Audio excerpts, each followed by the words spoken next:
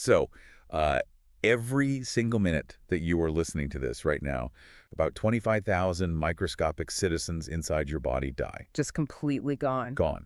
And if your internal sanitation department doesn't sweep those dead bodies out of the streets immediately, your entire internal civilization basically starts to collapse. It's a pretty terrifying image to start with, honestly. It really is. Welcome to our deep dive for today. We are looking at a translated philosophical text called Primary Health Preservation, and it's by an author named Yu Feng. And, this is a blueprint that doesn't just want to, lower your cholesterol or tell you to eat more greens. Right. It goes way beyond that. Way beyond. It treats human health as a way to literally extend our lives into higher life spaces. It's talking about potentially shedding our mortal constraints to ascend to a celestial state. Yeah, it's an incredibly ambitious document. I mean, we are moving entirely away from the mechanical Western view of the body, the body as a machine made of parts, straight into a deeply integrated philosophy. Sure. It's where cellular biology meets ancient spiritual cultivation. It demands a complete reevaluation of what you actually think of as you.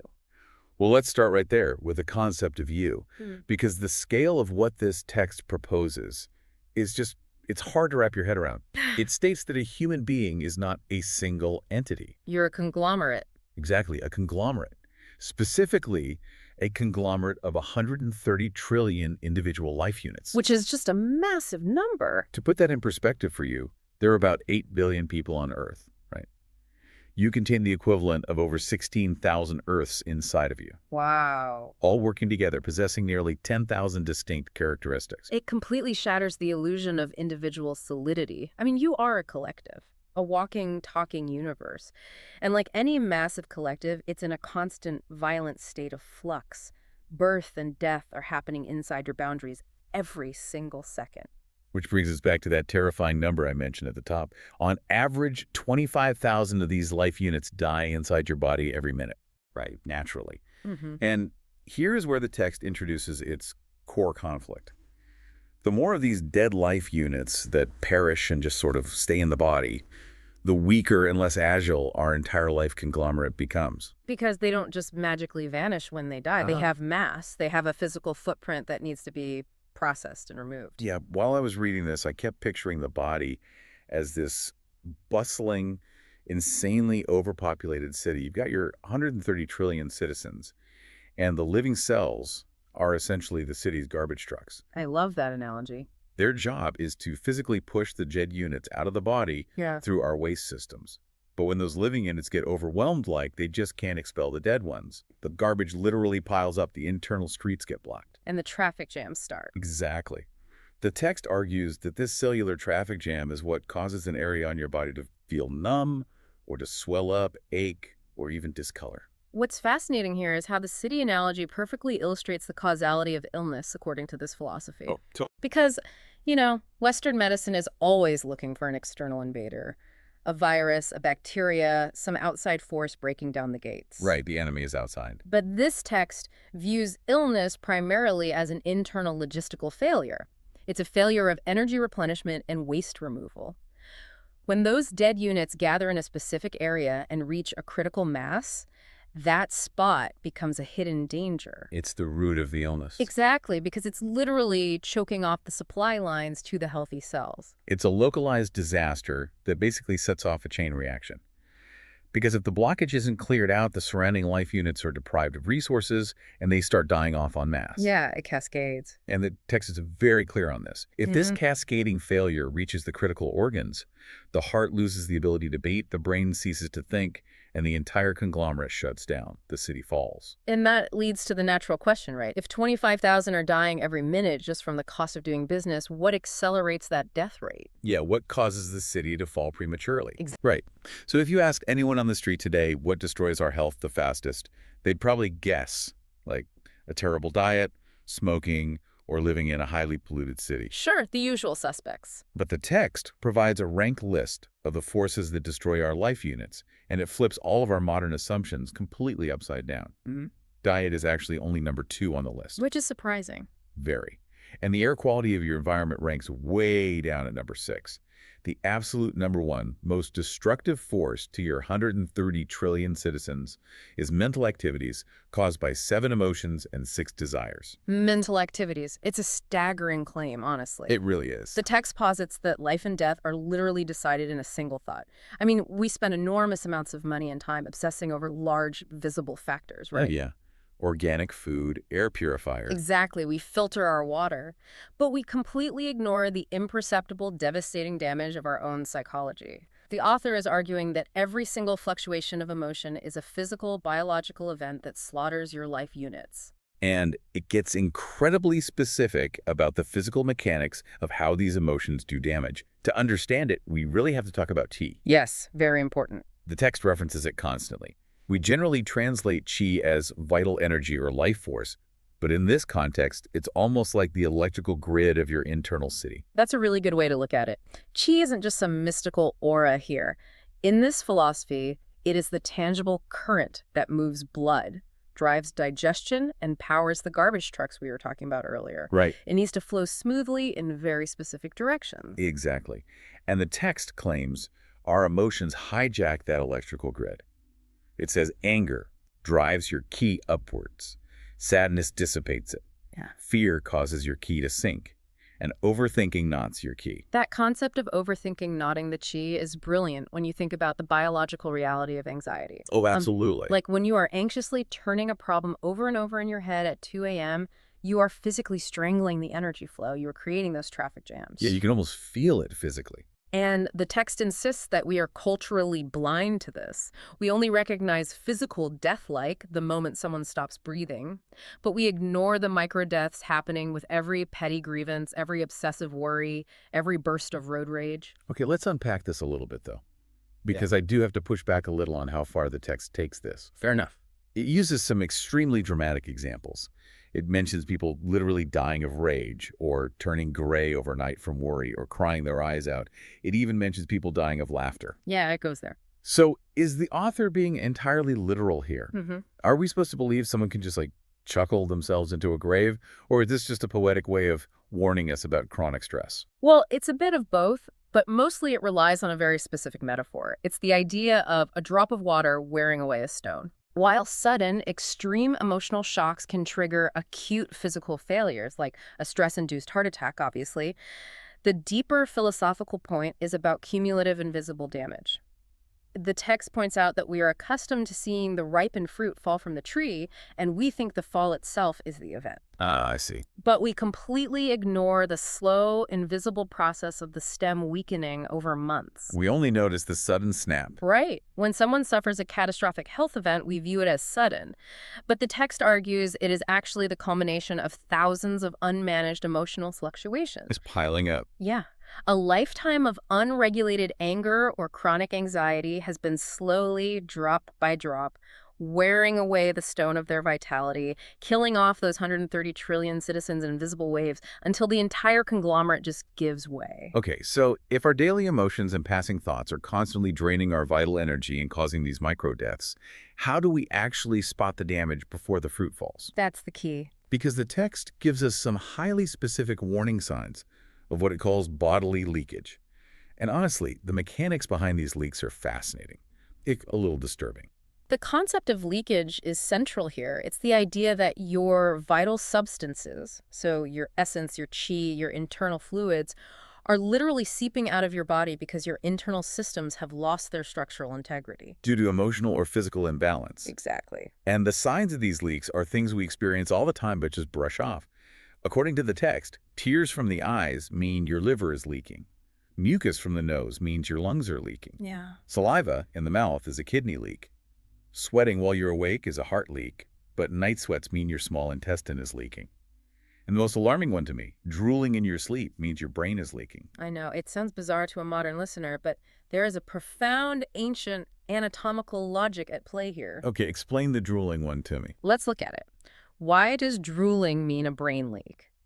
In this philosophical framework, the brain is considered the sea of marrow. It's the ultimate reservoir of your most refined, essential energy. Right. Saliva is viewed as an extension or an overflow of that essence. So it's not just spit, It's liquid brain energy. Essentially, yes. When your mind is exhausted from overthinking or emotional turmoil, the sea loses its boundaries. The containment field weakens. So when you finally power down to sleep, that precious essence literally drips out of your mouth onto your pillow. Wow. You are waking up with less cognitive vitality than you went to sleep with. That is legitimately terrifying. I'm never going to look at waking up with a wet pillow the same way again. It changes things, doesn't it? It paints a very visceral picture of a body that is failing to contain its own life force. Your defenses are porous. Which is why the countermeasure the text proposes is so intense. To stop these leaks, it demands a radical, uncompromising form of moderation. Here's where it gets really interesting. Radical is the right word. It outlines strict rules for preserving your vital energy, and it applies to every single sense. Every single one. To stop the leaks, you must speak less, because the physical act of talking and pushing breath out of your body depletes your internal ki. You must eat less, which makes sense to us. But you also have to look at things less. Yeah, visual moderation. The text states, prolonged watching harms the blood. If we connect this to the bigger picture, the underlying logic there is that sensory engagement requires energy. Your eyes demand a massive amount of blood and qi to focus on an object. Right. If you stare at a screen for 10 hours, you are constantly sending your internal resources to the surface of your eyes, starving your deeper organs. The entire ethos is captured in one phrase from the text. A skilled health preserver addresses illnesses before they arise. You ensure the city generates as little waste as physically possible. And burns as few resources. Have you ever heard of the concept of hypermiling a car? You mean the people who try to get an absurd amount of miles out of a single gallon of gas? Yes, exactly. Hypermilers will tape up the seams of their car doors to reduce aerodynamic drag. They refuse to use the air conditioning. Oh, wow. They accelerate so incredibly slowly it frustrates everyone behind them, and they calculate their stops miles in advance so they never have to touch the brakes. That sounds exhausting. Right. But they drive in a way that uses the absolute bare minimum amount of fuel, ensuring the engine parts suffer zero unnecessary friction. And that is exactly what this text is advocating for the human body. It wants you to hypermile your life. That analogy is incredibly accurate, actually, because the author's rules go down to the most granular, microscopic level of daily action. The text advises that you shouldn't even spit far. I had to laugh at that one. Because the physical, muscular effort of expelling saliva over a distance is an unnecessary expenditure of your precious qi. You can't even aggressively spit without shortening your lifespan. It's so extreme. It also says you shouldn't walk hastily because it harms the tendons. And you shouldn't sleep too much because excessive sleep dulls the spirit. Yeah, we are always told by modern doctors to get more sleep. But this text says even rest, if overindulged, becomes a heavy, stagnant burden to the system. It's demanding a state of perfect, low-idle equilibrium. Exactly. Internally, you can't overstrain your heart and mind with strong emotions. Externally, you can't exhaust your physical body with frantic movement. And this hypervigilance applies to how we interact with others, too, especially regarding physical intimacy. The text acknowledges that total isolation is harmful, right? It requires a balance of yin and yang. We should probably define those terms as the text uses them because they aren't just abstract concepts. Go ahead. Yin represents the cooling, resting, fluid, and structural aspects of the body. Yang represents the warming, active, fiery, and functional aspects. They need physical union to circulate properly. But the text immediately warns that excess is deadly. It drops this incredibly striking warning about sensory indulgence. The quote is, "A beautiful woman of 16 is as soft as butter, yet she wields a sword to slay foolish men. Though no heads visibly fall, she secretly drains their vitality and withers their bones." The sword there is a metaphor for the sheer biological cost of the act. Every act of physical intimacy demands a massive expenditure of yang energy and yin essence. Right. If you aren't managing that expenditure with extreme discipline, you are essentially revving the engine while draining the oil. It hollows out the body from the inside, literally withering the bones. And your emotional state during intimacy is treated as a matter of life and death. Oh, absolutely. The text warns that engaging in physical union when you are angry or when your blood and energy are unsettled physically causes abscesses to form in your body. If you engage when you're fatigued from traveling, it leads to the 5 types of fatigue. Because the physical and the emotional are fundamentally linked. If your emotional state is toxic-like, if your chi is knotted from anger and you then force your body into a state of high physical arousal, you are taking that toxicity and baking it deep into your tissues. Man. And as if monitoring every thought, every step, and every intimate moment wasn't enough, we also have to navigate the physical environment. Yes, the external world. The text outlines rigorous boundaries for where you are even allowed to exist. It lists the 8 unsuitable places to reside. These are strict. Very. You should never live in places that are dirty or cluttered, places with excessive noise, places rife with arguments and disputes, crowded or bustling areas, elevated or protruding ground, dark and damp environments, spaces with poor ventilation.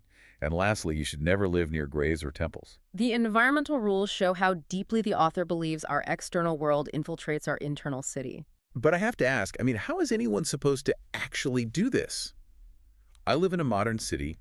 It is noisy, it is crowded, it is elevated in some parts and damp in others.